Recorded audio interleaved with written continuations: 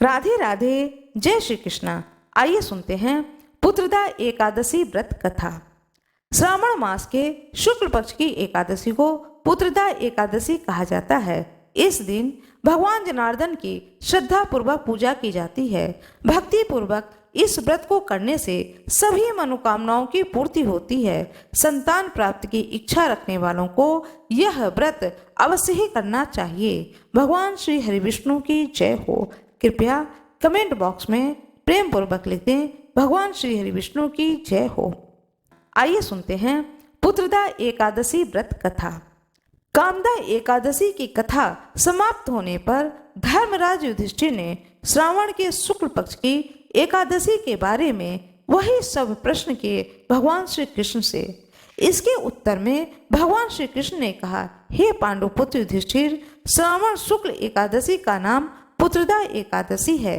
मैं इसके बारे में एक प्राचीन कथा सुनाता हूँ, जिसके पढ़ने और सुनने मात्र से वाजपेयी यज्ञ का फल प्राप्त होता है। आप ध्यान पूर्वक इस कथा को सुने। द्वापर युग के आरंभ में महिष्मती नगरी में महीजीत नामक एक बड़ा ही प्रतापी राजा राज्य करता था। उसका बहुत बड़ा राज्य था, परंतु कोई भी पुत्र न होने के कारण राजा महीजीत को राज्य सुखदायक नहीं लगता था। पुत्र प्राप्ति के लिए राजा ने अनेक दान, पुण्य, यज्ञ, हवन आदि उपाय किए, परंतु राजा को पुत्र की प्राप्ति नहीं हुई। वृद्धा अवस्था आती हुई देखकर राजा अपनी प्रजा के प्रतिनिधियों और विद्वान ब्राह्मणों को बुलाकर कहने लगे, हे प्रजाजनों, मैंने तो इस जन्म में कोई भी पाप नहीं किया। मेरे खजाने में अन्याय से उपार्जन किया हुआ धन नहीं है, न ही मैंने कभी देव मंदिरों, सदगृहस्थों अथवा ब्राह्मणों का धन छीना है। किसी दूसरे की धरोहर भी मैंने कभी नहीं ली है और न ही प्रजा पर अन्यायपूर्ण कोई कर लगाया है। मैं प्रजा का पुत्र के समान पालन करता हूँ तथा ब्राह्मणों और सन्यासियों को भरपूर दान देता हूँ।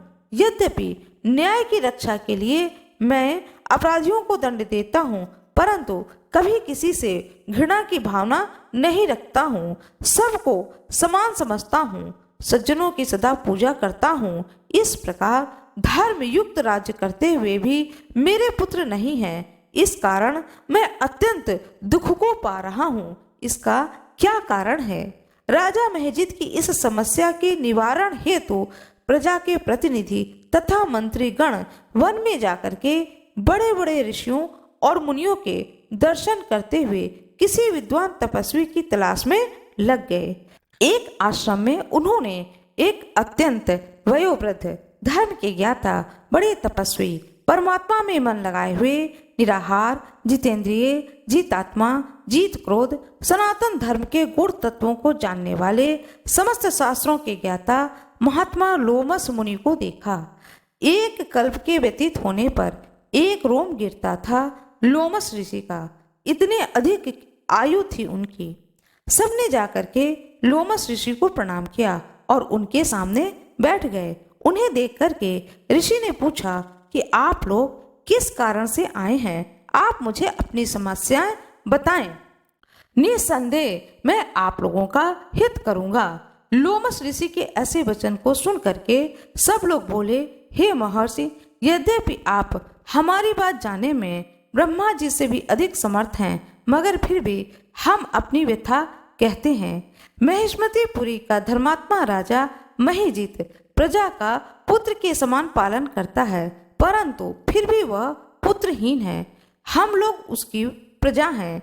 अपने राजा के दुख से हम भी दुखी हैं। हमको पूर्ण विश्वास है कि आपके दर्शन से हमारा यह संकट अवश्य ही दूर हो जाएगा, क्योंकि महान पुरुषों के दर्शन मात्र से अनेक कष्ट दूर हो जाते हैं।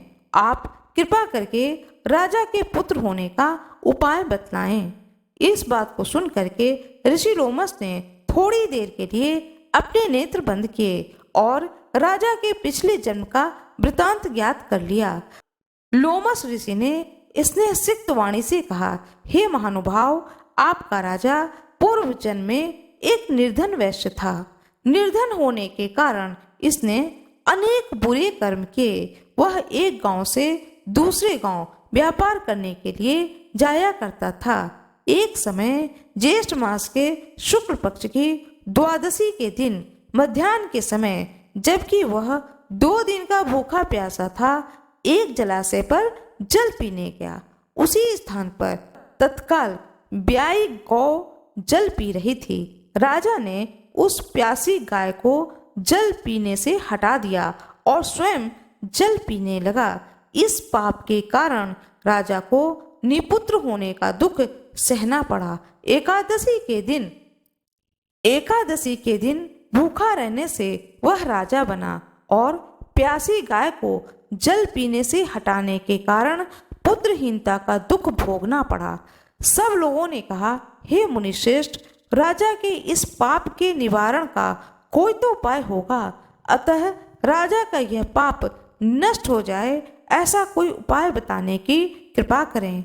लोमस मुनि ने उत्तर दिया, श्रावण मास के शुक्ल पक्ष की एकादशी को पवित्रा एकादशी का व्रत और रात्रि जागरण करें तो पूर्व जन्म का यह पाप नष्ट हो जाएगा और राजा को अवश्य ही पुत्र की प्राप्ति होगी। लोमस ऋषि से उपाय जानने के बाद सभी लोगों ने ऋषिवर को प्रणाम किया और उसके बाद अपने नगर को लौट आए।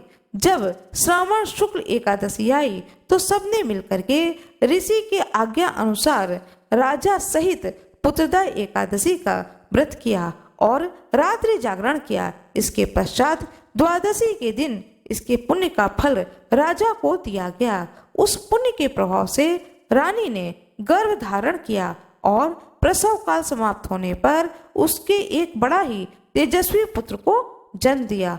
अंत में भगवान श्री कृष्ण कहते हैं, हे राजन, इस श्रावण शुक्ल एकादशी का नाम पुत्रदा एकादशी है। अतः संतान के सुख की इच्छा रखने वाले इस व्रत को अवश्य ही करें। इसके महात्म्य को सुनने से मनुष्य सब पापों से मुक्त हो जाता है और इस लोक में संतान सुख भोग करके परलोक में स्वर्ग को प्राप्त होता है। भगवान श्री कृष्ण की जय हो। भगवान श्री हरि विष्णु की जय हो। भगवान शंकर की जय हो। आशा करती हूँ कि आप लोगों को यह कथा बहुत ही अच्छी लगी होगी। कृपया वीडियो को लाइक करिएगा, चैनल को सब्सक्राइब करिएगा, बेल आइकन दबाना ना भूलिएगा। आप लोगों का बहुत बहुत धन्यवाद।